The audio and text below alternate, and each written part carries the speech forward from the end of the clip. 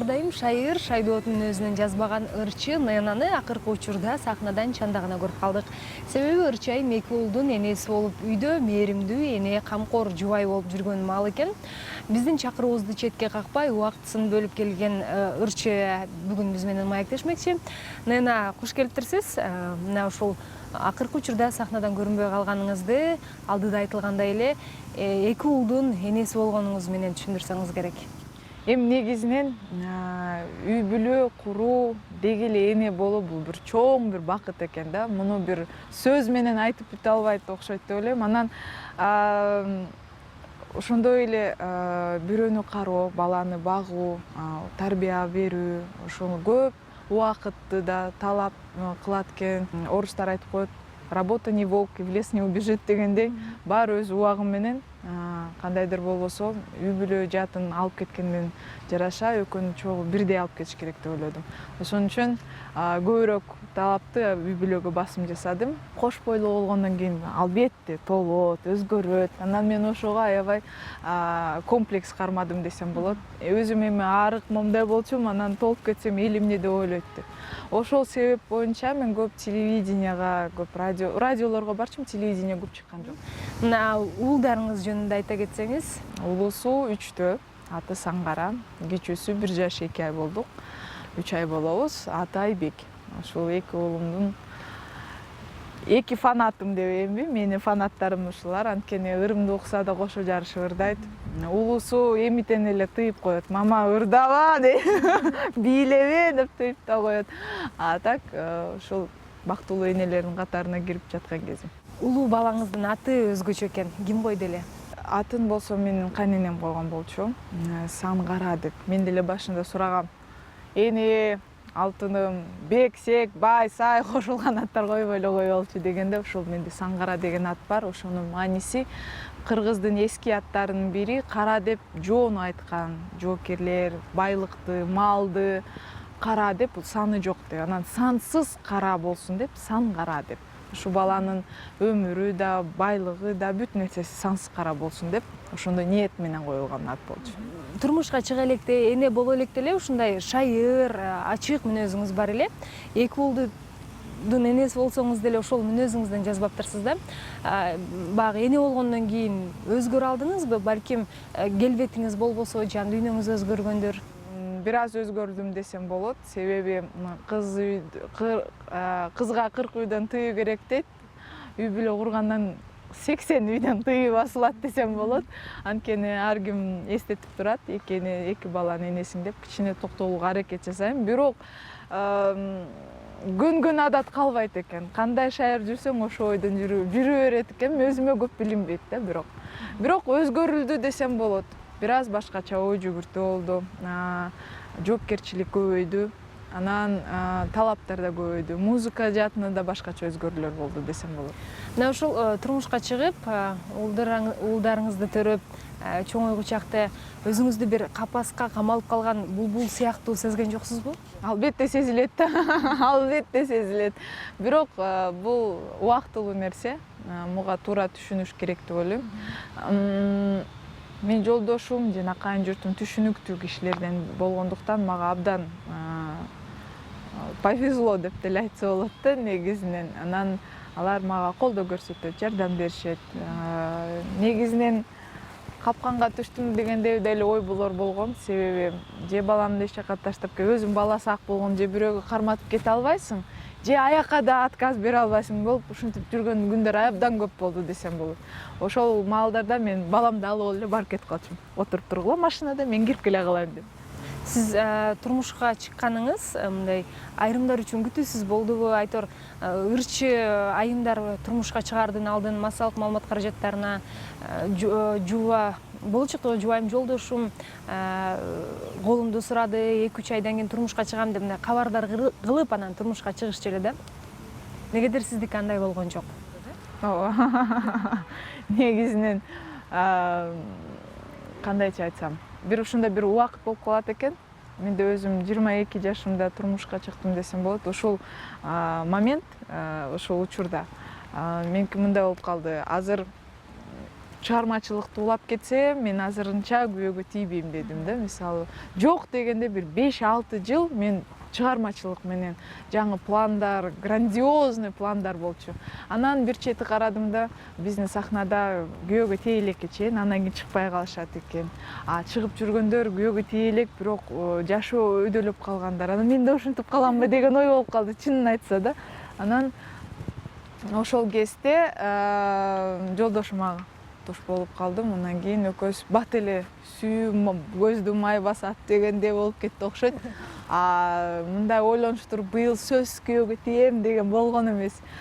Мисалы чогуу иштешкендер деле айтат, сени ким алды болду экен депчи, кандайча дейт. Өзүң эркек мүнөзсүң, тарсылдап тарс жүрөсүң, шайырсың, анан сага кандай эркек бала туш болду болот экен. Жолдошум мүнөзү болсо ал реалист да. Мен өзүм оптимист болуп, жашоонун көз карашым башкача, аныкы болсо аныкы так жүрүш керек. Мындай ирети менен, эртең менен завтрак, обед, ужин сыяктуу ошондой анык ирети менен да. Ал бир аз токтобураак мен шайыр. Бирок токтоо деп айта албайм. Анын жанында мен токтобураакмын десем. Ал шайыр деп ошондой. Сизден өткөн шайыр. Ооба, ал Душа компания. Ал өзү бизде ички иштер министринде иштейт, ал өзү негизинен. Андай адамдар тескерисинче мүнөзү мындай тарс. Мүнөзү катуу, бирок мага анчалык катуулугун көрсөтпөйт. Себеби экөөбүз таанышканда мен анын башкача көз карашым менен карагам. Көзүмдө ошондой эле көз караш, анткени ал жумушта башкача, үйдө башкача. Мына сиз ушул ачык мүнөзүңүздөн улам адамдардын бардыгы менен тил табышып кете алат экенсиз да. Ошонун айынан жолдошуңуздан урушугасызбы? Ал балким ушул чыгармачылыктагы ырчы досторуңуздан кызганат дегендей. Өзү негизи кызганчак кишилердин биринин катарына кирет. Жолдон кетип баратып эле кошунаңды жолугуп калсаң деле токтоп калдың, бүттү, мырыйып калат да. Ошондон кирели кечке аны алда алтынын күчүмө кошуна деп айтып бете албайм. Ошон үчүн экөөбүз мен бир жака кетсем, мен жанында көп жүргөнгө аракет жасабайт да. Себеби ал билет, мен баары менен күлүп, каткырып, учурашып кетсем, өзү башкача ойдон калат. Ошон үчүн кир өзүң дейт, бирок эшикте күтүп турам деп турат да, ошондой. Казан аяк кагышат деген сөз бар. Ал нерсе сиздерге дагы тиешелүү болсо керек. Мен өзүм туура эмес жак бир нерсе кылсам, мен өзүм кечирим сурайм. Себеби мен айтам, кечирим сурангандан бул эч нерсе болбойт. Кишинин көңүлү калбаш керек. Ошон үчүн көңүлү калып калбасын деп мен өзүм баштайм.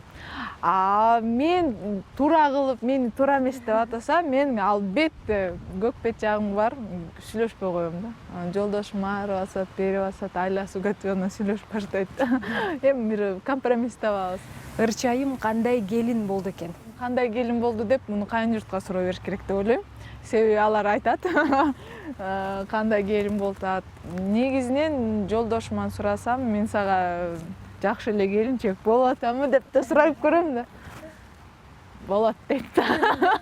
Эми негизинен мен оюм боюнча үйдүн куту болуп, үй таза, үйдүн береке болуп турса, столуң жайылып турса, бала бакыргаң ичи ток, таза жүрсө, жолдошуң да ошондой таза ток жүрсө, мен ойлойм бул жакшы келинчектин белгиси деп ойлойм да негизинен. Кудай буйрса, жеке жашооңузда баары жакшы экен, өз калыбында экен. Эми чыгармачылыгыңызда эмне жаңылык тыныгуу болуп калды? Ошол убакытта баягы билек түрүнө киришип, ушундай бир жаңы ырларды жаратсам, өзгөчө клиптерди тартсам деген ой менен кайрадан чыгармачылыкка кириштиңизби?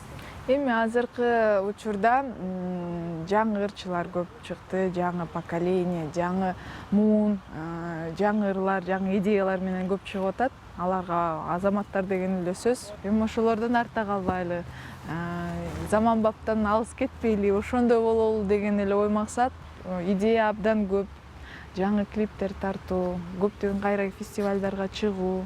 Негизи кайра мурункудай калыбына кайра келүү да, Ошол ырчылар чыгармачылыгында кандайдыр бир тыныгуу болуп калганда, бир өзгөчө стиль менен, өзгөчө бир образ менен кайрадан сахнага чыксам деп айтышат да.